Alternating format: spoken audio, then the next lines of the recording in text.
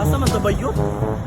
Hago na jud ako lawas, lagi kapoy na ko gigutom lang ko jawa pa jud. Wa pa jud laki nga wa ko'y katapat nga sa akong pagsakay ba ning hago lawas. Pero mga unta asa man ta oy? Asa man ta sis? Hala? Ato ta sa Radyo Nars, oh. Feeling na po, nindot na diha. Sure boy. Tara ta ato sa wayan ta. Sige daw, go. So tungod kinakakita mi kananan so mo for the go mi mga bayot alert me kay amo tilawan og nabay mga bongga diri nga mga pagkaon para ma-experience pud namo para ma-worth it ang mong kahago. Timing kayo kay init kayong panahon tas lami kayo ikuan ba. Inang bugnaw-bugnaw sa bakbak. Tara na. Hello, good afternoon.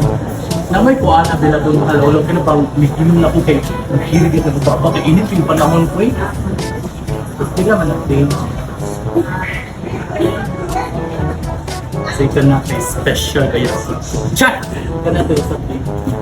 One minute.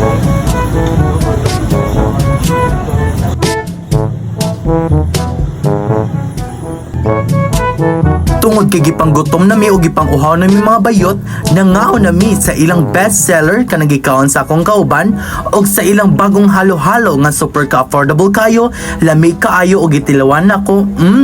Lami mga bayet, mo alert na mo, palit na mo, alert na mo, palit na lagi mo. Kay bongga na mga bayot, malasa jud mo ang imong dapat malasahan og matangga jud yung mga cravings labi nagigutom mo padong sa biyahe or gikan sa biyahe or bisag unsa nga biyahe basta mao na mga bayot.